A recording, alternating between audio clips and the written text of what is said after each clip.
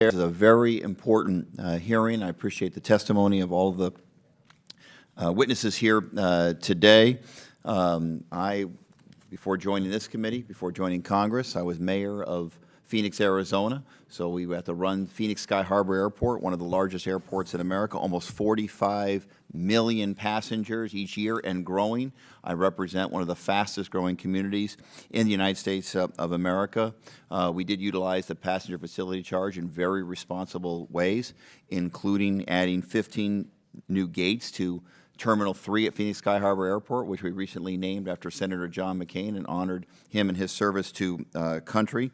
We did fund a people mover system that will take thousands and thousands of cars away from the airport and make it the passenger experience so much more efficient and pleasant to be able to come to and from the airport by getting those buses and cars off the road and allow the people mover system to deliver thousands of people each day to our car rental facility. In the past, we've used the PFC for runway security improvements, community noise reduction program, and yet, despite the proper use of that, we're not keeping up with demand. We're not even keeping up close to demand. We've got 1.75 million in infrastructure needs just at that airport.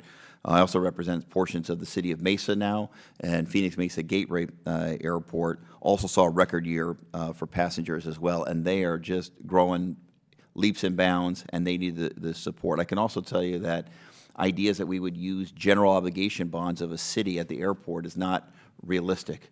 We're a very efficiently run city, just like the cities that are represented here at the table in those airports. We use those resources for police and fire and parks and libraries and other needs of the community, and they're bursting at the seams as well. So realistically, the citizens of my community expect that aviation projects and infrastructure projects at airports are going to be funded at the airport and through fees at the airport.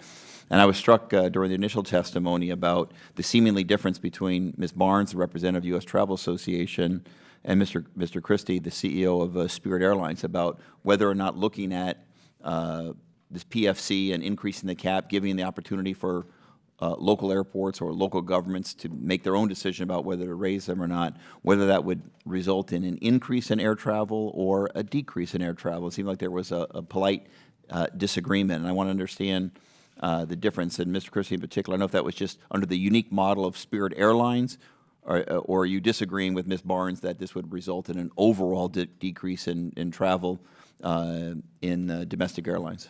Thank you, Congressman. I would say specifically as it relates to the Spirit model, our customers are very price sensitive.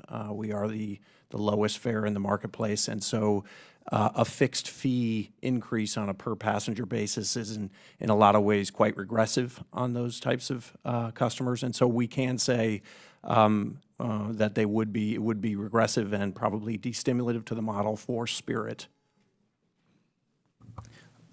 So therefore, you're not disagreeing, I guess, with Ms. Barnes, who's making the case that given this option to cities and airports around the country to utilize this money for infrastructure spending, important infrastructure spending across the country, would result in an overall increase in air travel in America.